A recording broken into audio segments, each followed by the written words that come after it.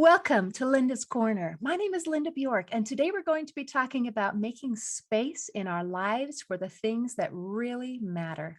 I'm delighted to welcome special guest Daniel C. Daniel is the co-founder of Space Makers, a productivity consulting group for busy leaders. He is also the author of Space Maker: How to Unplug, Unwind, and Think Clearly in the Digital Age. You can reach Daniel at his website, spacemakers.com.au, and I'll include a link in the description. Welcome, Daniel. I'm so glad to be visiting with you today. Yeah, thank you for having me on the show, Linda.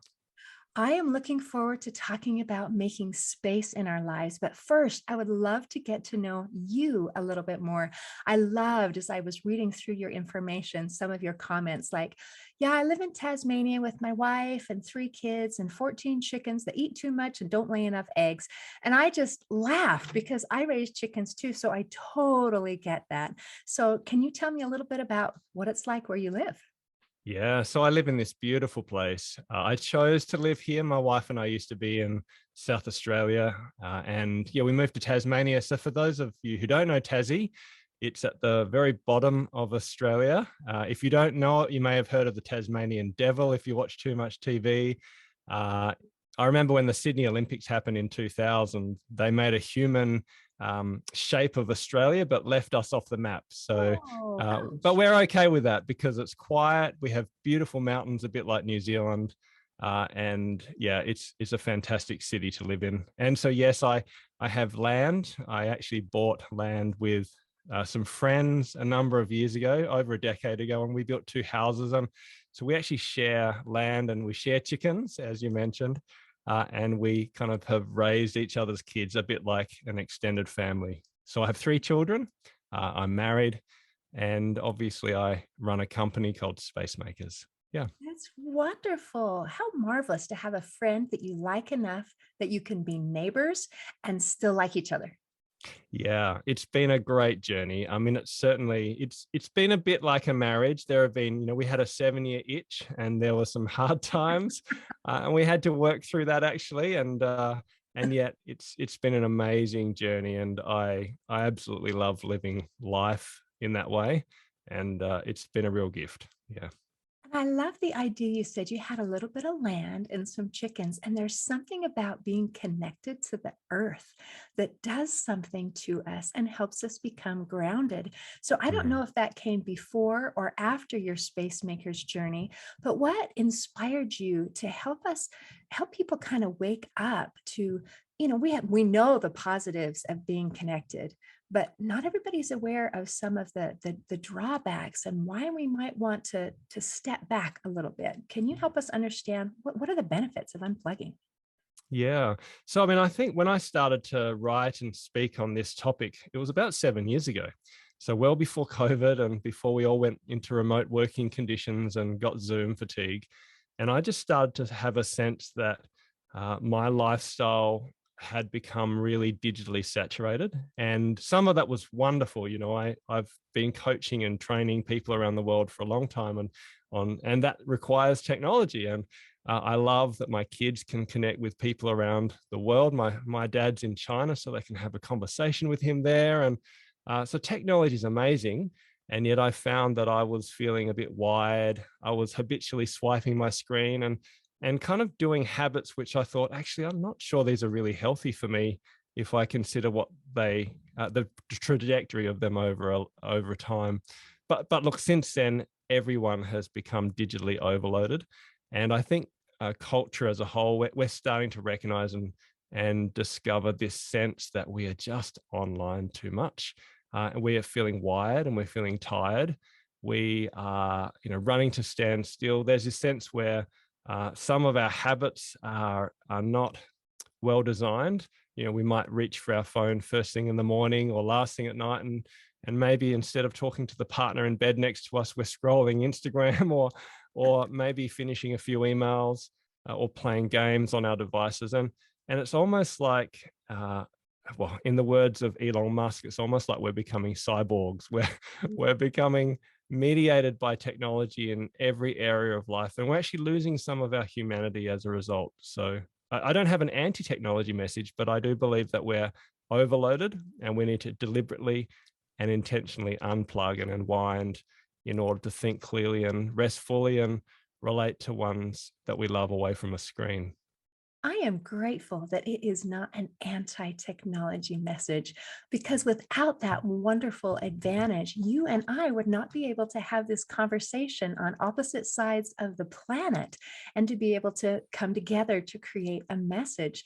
So I love that. Let's enjoy the good things, but maybe be aware of how we're using things. Now, you have talked a little bit about how it affects our productivity and also the neuroplasticity of the brain. Would you mind Hmm. explaining those? Yeah, absolutely. There are two questions. Why don't I start with a productivity question? Yes, please. I began the book because I am an executive coach and I train and equip leaders in actually how to use technology, how to get their inbox to zero and how to run to-do lists and all that kind of stuff online. But what I discovered is that there comes a point where more and more technology doesn't seem to be working for people. In fact, I was working with global leaders and they were online so much. They had all the tech skills and they were using all the new apps, but they just seemed to be really distracted and unfocused and would actually be busy in the wrong direction. So I started to ask the question, look at the research, what's the connection between productivity and using technology? Because culture says more technology means more productivity. And that's kind of the narrative we get from media. But imagine a line, a graph of let's say, technology and productivity. And obviously, you need tech to be productive. That's just clearly true. But there comes a point where if you keep using it, keep using more apps, you're spending 9, 10, 12 hours online, and you never off it, you kind of reach this productive middle where the graph plateaus and more technology isn't making you more productive. But then you reach this, what I call digital overuse stage, where the graph flips upside down like an upside down U. And the more technology you use, the less productive you become, the less happy, the less whole from the research. And so we need two sets of habits. We need the habits of what I call making pace, which are the habits of using tech and having tech skills to be productive, which is the left side of the curve. But on the other side of the curve, we need habits of space making or habits of space, which are actually about unplugging from technology in a very deliberate way in order to rest deeply and practice deep rest, in order to reconnect with people in person, in order to practice skills and things in life that are deeply meaningful, that are disconnected. And that's actually to return to that healthy middle where you're productive and you're happy and you're whole. But not many people realize that we need to learn the skills of unplugging and of being offline.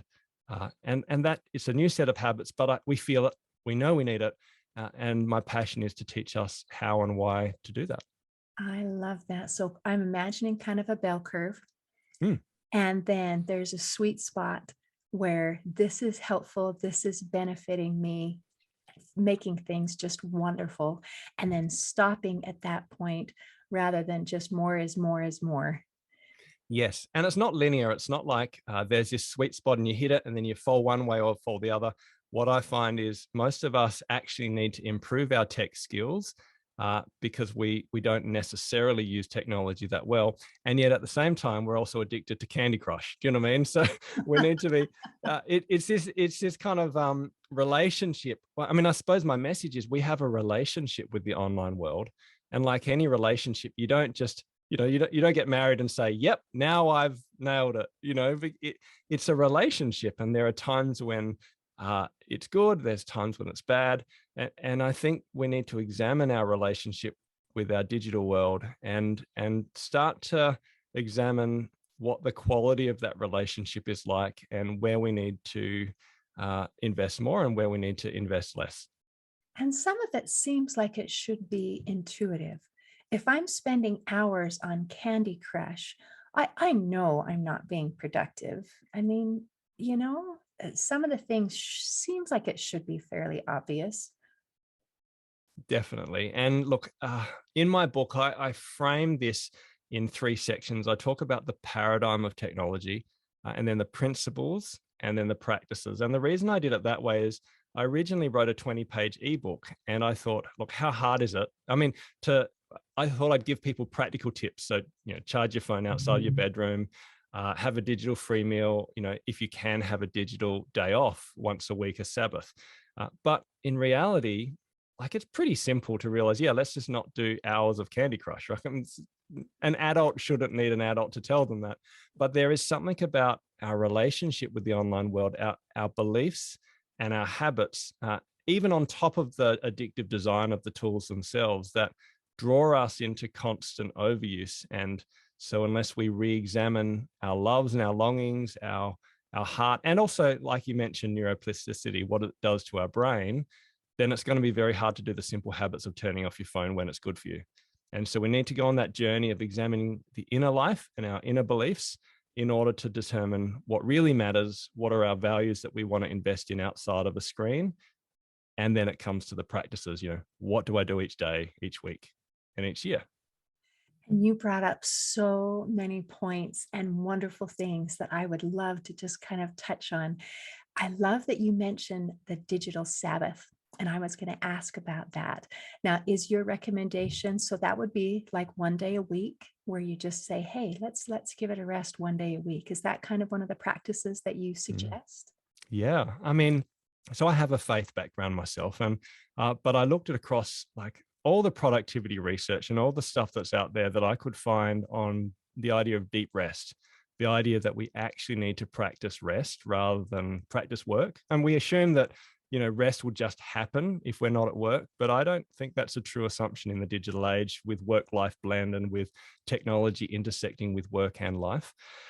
And really, what I found is that the most beautiful, amazing set of practices actually come from the Judaic Christian tradition, which is Sabbath, the idea that you would dedicate a full day off in order to rest individually and collectively, and orientate a day around that rest, and in order to worship. So, but I use the language of in order to reflect or remember who you are, and that's quite a fascinating concept, and I think it relates it translates really well in the digital age. And it's not about a guy called Abraham Heschel in the 1950s was talking about technology and disconnecting from the black and white TV because of, the insidious effects of television on our lives. And he said that it's not about renouncing technological civilization. It's about gaining some sense of independence from it. Another guy, Walter Brueggemann, says that those who have a Sabbath live all 7 days differently. So that has been my experience, that if you can have one day off a week where you're dedicating it and structuring it around true rest for yourself and others, and remembering, so investing in your spiritual life, your inner life, as well as the outer life. And if you can examine your tech habits within that space, and for me, it involves turning off my tech for a whole day every week. Because for me, tech is work. And therefore, if I'm going to not work for one day a week, I need to do the opposite patterns. I often say that our brain can't tell the difference between Outlook and Instagram. So if I'm swiping and typing and communicating with you and others online using a screen and using the internet as what I do in my day job, well, then if I'm on the weekend doing exactly the same habits, just using different apps and platforms, how is that rest from a neurological perspective? And so what I've discovered is actually chainsawing wood in my block, and cleaning out the chook house, or going for a bike ride, or playing board games with my kids, or eating bacon and eggs without a screen around us. That's rest, because it's not what I do for work.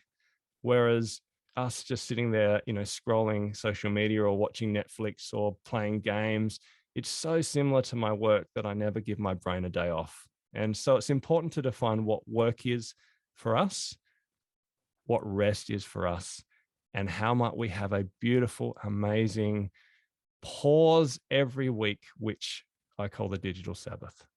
I think that is absolutely brilliant. And it brings up some of the challenges that we have in the digital age, in that we are accessible 24/7. Mhm. Because someone can send us an email, or can give us a phone call, or send us that text, or whatever that thing is. And it does make it so that we actually have to consciously make a decision and create those boundaries ourselves. Because unless you're actually in a place where you don't have internet, then you can't use an excuse of not being able to be in touch. It requires that we kind of, pull up our bootstraps and create those boundaries. So, how marvelous that you have created or chosen to follow that pattern of a digital Sabbath of once a week, let me separate myself from this.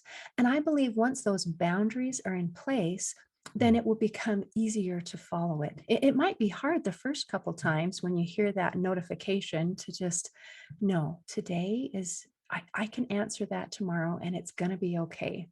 So thank you for Absolutely. bringing And it you're up. spot on. I mean, the whole book is about setting what I call life-giving limits or boundaries. The cultural narrative, this is the paradigm that we walk with, is that more choice and more freedom, more choice equals more freedom. And that freedom is defined as reducing our boundaries and having no limits. That is kind of the narrative that we have, that we soak in American and Australian culture.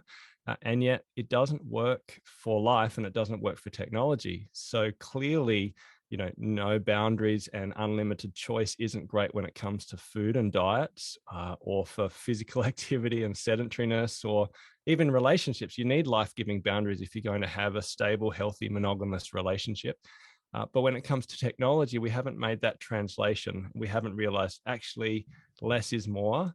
And there are times when I need to use it, but I need really well-designed boundaries and limits so that I can experience the fullness of humanity. And that actually is what makes me truly free. No limits doesn't make me free. Life-giving limits actually increases my personal freedom. But I need to put that into place, because the assumption in my life and in the life of those I work with is that if you don't intentionally put boundaries on your time digitally, you will always be connected. You will always be online. So we are now in this strange new world where, to be human, we need to actually practice making space and invest in it, because we won't have it if we don't. I love that. And I love the idea that this is a conscious decision. Mm. This is not that somebody is forcing me to do it, something that I have to do. This is something that I choose to do because I want to.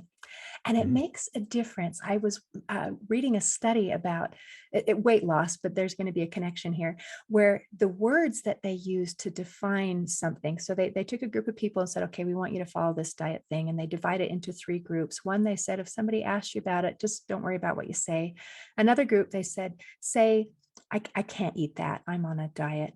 And the third group, it was, I say, I don't eat that. And the crazy thing is after their 2 weeks or however long the study went, they checked to see what the words that they used about the experiment, how that affected their success. And the people who didn't really say anything, it was about 50-50. Some stayed on it and some didn't. The ones who said, I can't do that, had a horrible success rate. It was like Mm. 80% failure. And the ones who said, oh, I don't do that, I don't eat that, they had an 80% success. And so it Mm. was a little mental exercise where the words that they used about what they were doing affected how they felt about it. One of them was deprivation. What I'm doing is depriving me. It's, somebody's putting limits on me. And the other is, I made this choice and I'm going to Mm. follow through. So that's fascinating. Thank you. What a beautiful thing. So you're helping people to be able to recognize that we need to make a choice and showing the benefits of why I would want to do this. This makes me more free. This Mm. makes me more happy.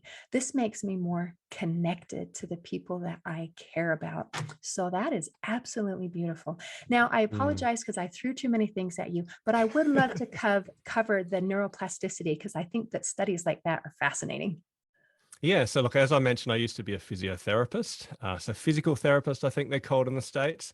And I remember a patient came into my outpatient clinic one day, and she was walking kind of sideways, a bit like a crab, with her head turned to the right about 30 degrees.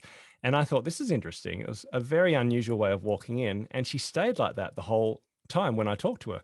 And she had neck pain and had neck stiffness after a significant car accident and a whiplash injury many years before. And her neck had just become stuck.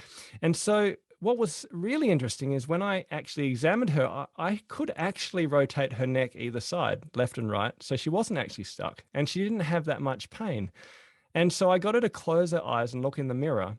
And I got her to turn her head left and right with her eyes closed. And then I said, just open your eyes when your head is neutral, like looking forward.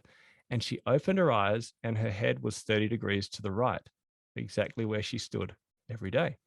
And so for her, what had happened is because her neck had been injured and she'd habitually had her head to one side, her brain had changed her map of what straight was.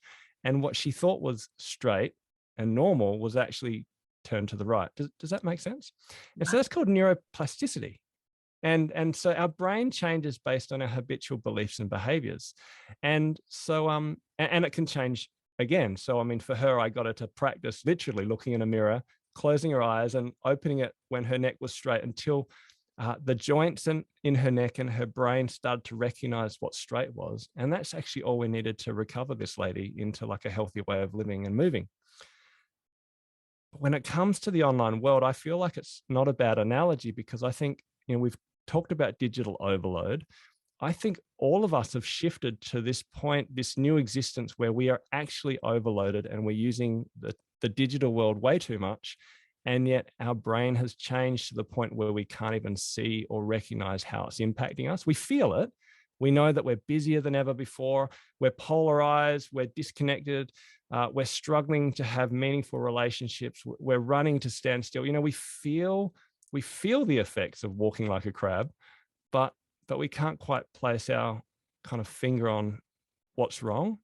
And I think part of the problem is technology is not additive like a hammer, where you pick up the hammer and you use it and you put it down. It's actually organic, which means that the more you practice the internet, the more it changes your brain from the inside out based on those practices.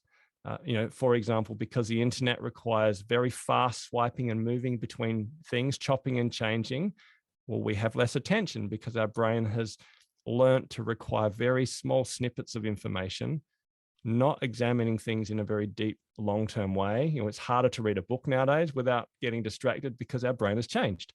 So the point is that the brain has changed with our internet practice, and there's benefits in disconnecting in order to allow our brain to rewire itself and enjoy the slower and silent and more still pursuits that we used to enjoy. Wow, that is really amazing. Now, what do you think about kids and cell phones? Like, what age? Because you've got kids, right? Yeah. I've got a 15-year-old, or nearly 15-year-old girl, and a 10-year-old boy, a 12-year-old boy. So yeah, the beautiful kids, and yes, lots of tech conversations. So do you have like a certain, thoughts like, well, at this age or when they get their first cell phone or Mhm. or do you have any limits or suggestions on that? Yeah, absolutely. And again, I think it's about the conversations. It's about connection before correction, and it's about a relationship with your kids and discussing the relationship with the online world. Yes, I have a limit for my children, and if I say this, people are like, "Whoa, that is crazy!" But our kids don't get mobile phones until they're 15 years old. So my daughter is almost there. There's been a grading and a moving up to that. But they won't have social media until they're adults. And this isn't just me being kind of really strict, nasty dad. I actually see in the research the effects of these devices. And I'm actually following what the leaders of Silicon Valley are doing with their children. So if you look at Steve Jobs, he didn't let his children have an iPad because he said it's better for their mental health if they sat around a table and read books and talked about history. Evan Spiegel, the CEO of Snapchat, limits I think his steps on screen time to 45 minutes a week. You see the same patterns in all the Silicon Valley leaders, that they're really strict on screen time for their kids because they realize how damaging their own apps are for mental health, and they're seeing their own research. And so for young people, all I would say is, I'm not saying there's right and wrong, but for when I do speak to parents of tweens, so primary school age children. Do you call it primary school in the States? It's like before high school. Anyway, the younger age of school. And so when I speak to parents in that age group, I say, look, firstly, go slow. Go slower than culture tells you. Go slower than popular media, because the research is becoming increasingly clear that the more time young people spend on screens, the less happy they are, the more anxious and depressed they become, because they're trading time for activities that give them life, like kicking a soccer ball, getting out and exercising, reading books, eating dinners unplugged, and they're trading it for just lots and lots of time on screens. And so get them into that pattern as late as you can. And at the same time, really invest in helping them love the real world so that they can have something to refer back to when they become addicted later on in life. I love these ideas that it is based on the research and on what this does to our brains and our bodies. And it brings to mind, I've also read a lot of research on depression and Mm. teens, and there is a very strong Yeah. correlation between social media and their depression. And so if we want our kids to be healthy and happy, even if they're saying, no, in order to be happy, I have to have a phone like my friends, the research says that's not the case. It doesn't bring happiness. And it also, when you talked about Silicon Valley and how they recognize what their apps do, it brings up the idea or the point that they are designed to be addictive. They are designed to keep you on the screen. So when you pull up your phone and you thought you were just looking for 15 minutes and it turns out to have been an hour and 15 minutes, that was purposefully done. Someone trying to keep you on there.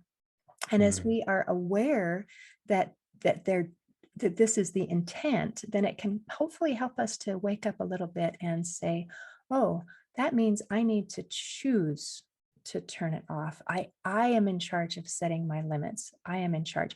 And perhaps you've seen there's a documentary called The Social Dilemma, where they explain some of the research behind some of the things that we're talking about today, how it can affect us in negative ways if we don't choose to create our own limits. It Mm. can do really bad things for us, unfortunately. Yeah, look, you're absolutely right. And really, it is hard. It's hard as a parent, though, because you're surrounded in a culture where you want to love your kids, you want to do the best for them. You know that they're going to need to use technology to thrive in this world. And the pressure really is incredibly strong to be on Snapchat and TikTok at a very young age.